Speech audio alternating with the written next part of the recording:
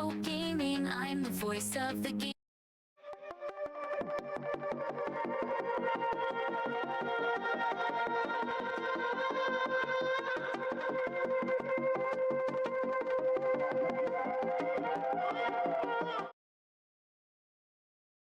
It's all your fault. Like, seriously, it is all your fault. And that is how it is. Game developers out there have decided that it is your fault. It doesn't matter how many times you've seen it come and go. It is your fault. It is always your fault, right? Because you didn't show up, you didn't buy the product.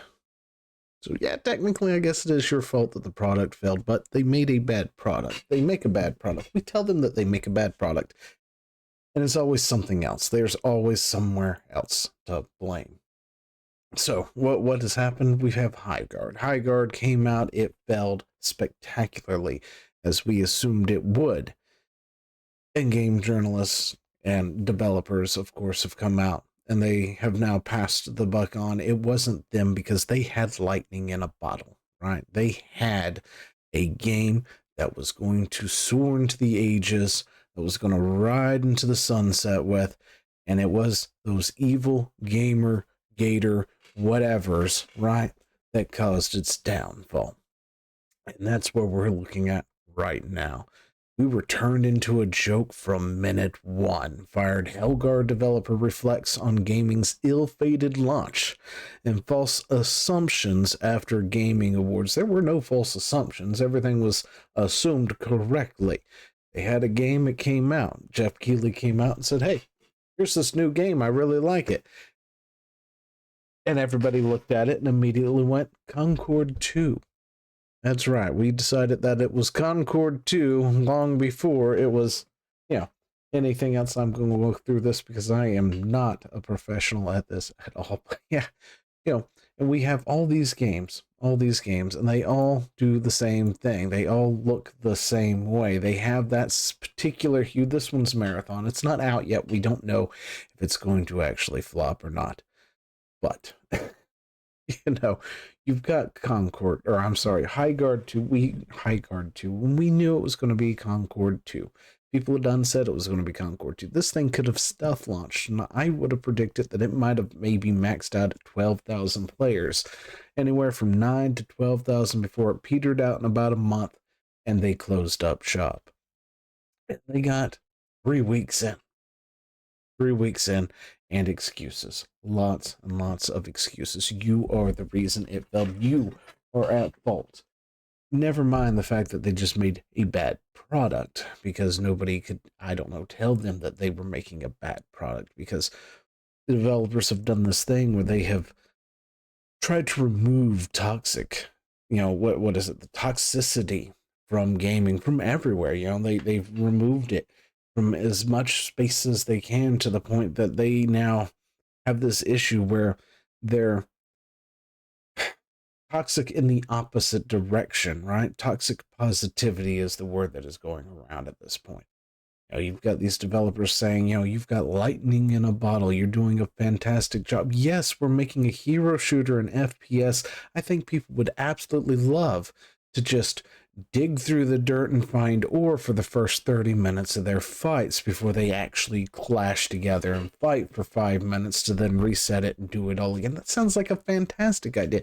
Said absolutely nobody. Nobody with 2 brain cells looked to the formula of Highguard and said that was a winning combination. That was a niche combination. I said it myself, even on even on the live stream. Highguard looked like a game that I personally might have liked. Like, it was my niche. Base building is my niche. That is something I enjoy doing. And mixing it with an FPS, it's going to be a small niche, a very small niche.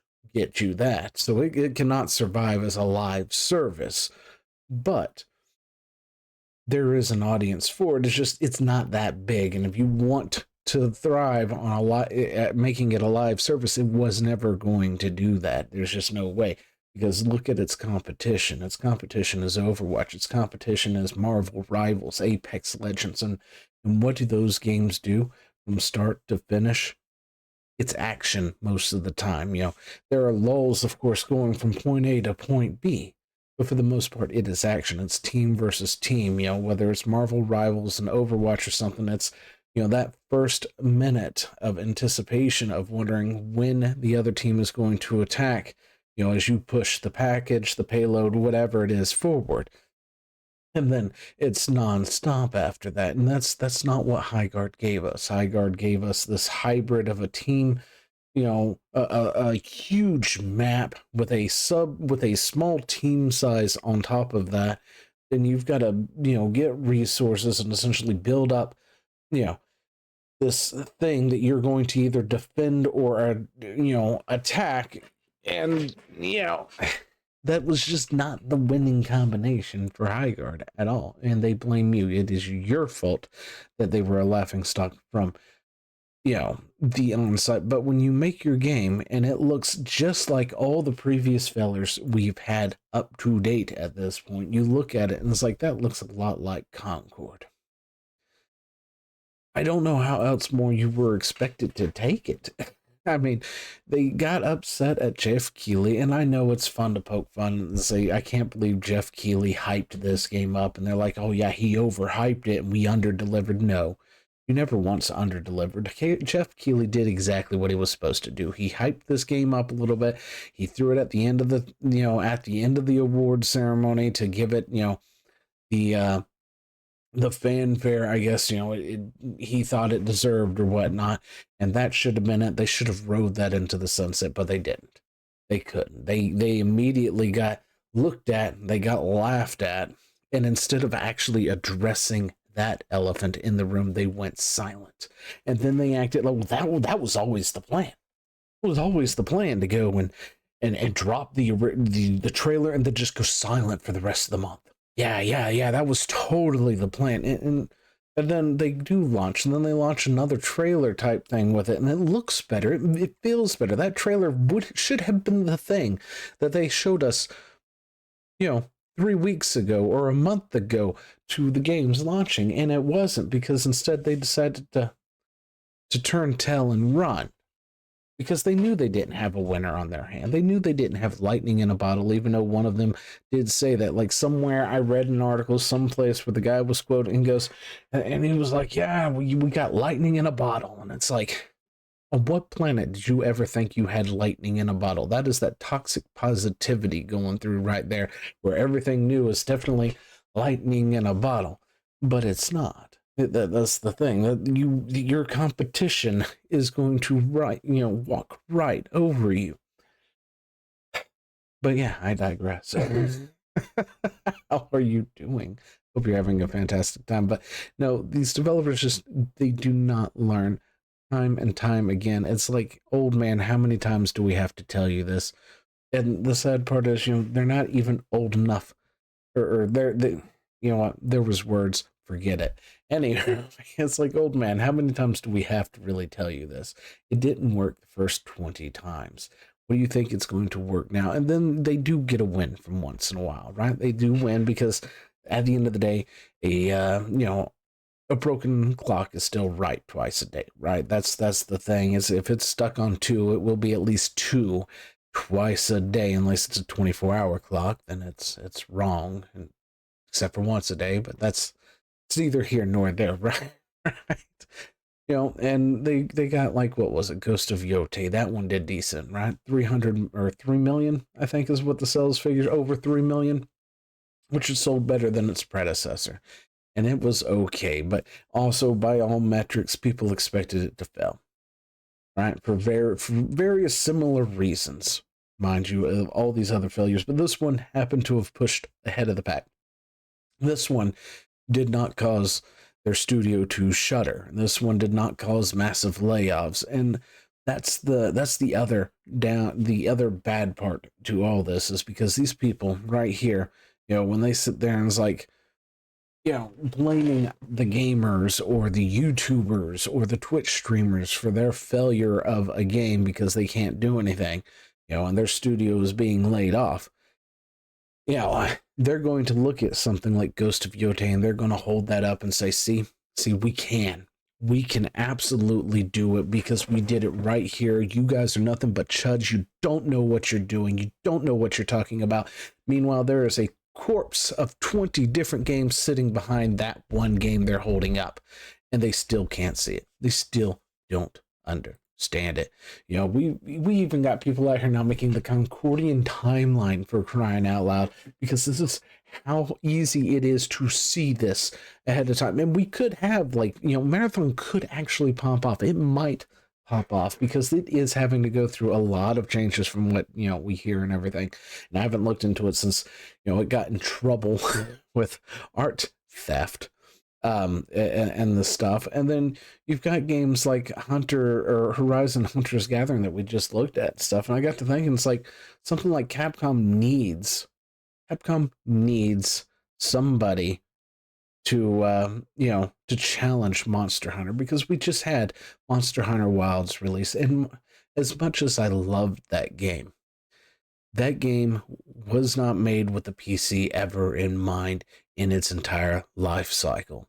It still has not been optimized, and it blows because that game should be doing numbers, and it did do numbers, and then it drastically dropped off in its player base because they could not be bothered to actually do anything with that game. They couldn't do anything when it came to, you know, optimization or anything like that. And they need something like Horizon Hunter Gathering, you know, here to actually challenge it. And what they had was Dauntless for a hot second, which was a failure in its own right, and it looked the same as all these other games.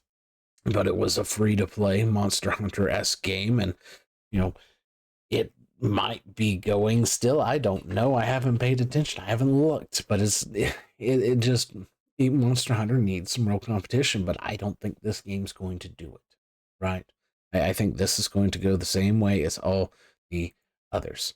And meanwhile, you've got people like this. Highguard is super fun and only did poorly because people sheep and hopped onto the hate bandwagon. And it's just like, no, it's the same thing. We've seen it already. We've seen Concord. We saw Felguard. We saw everything prior to it. I mean, heck, even Blizzard has been hitting these strides or hitting these same things. It's like the industry has forgot how to actually create and draw and do art, that they are now copying each other once again, like they did with animation and the whole cow art boom that had happened at one point in time. And I got to looking at stuff and it's like, why does everything look the same in our animation right now here in, you know, the West? You know, why does everything look so bad? What is that? Oh, well, that's cow arts. That's a style.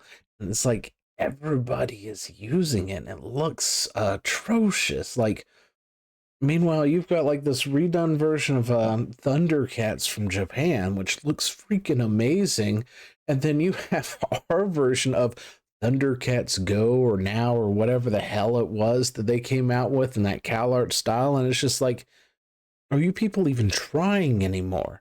Like, is the brain drain so bad that nobody can properly do any of this animation at any point, any time anymore? And that is what our gaming studios are looking like. You know, we get games that are like stylized and all this other stuff from indie titles, like Don't Starve Together. I think that's a good one. That's a survival game. It has a unique art style, and that art style, it doesn't matter how realistic graphics get, that art style will hold up for infinity because of what it is. Meanwhile, something like Concord, not so much, right? But yeah, so Highguard did its thing. It failed. We don't need player counts to be super huge in order to be successful. Highguard dev responds to poster declaring it dead on arrival. Well, you know what? It's not even been a month, and we've already determined that to be a lie. The player numbers absolutely needed to be, and this was a multi-cross, or I'm pretty sure Highguard did launch multi-cross or cross-platform, right? Like, there's Xbox number, PlayStation numbers out there.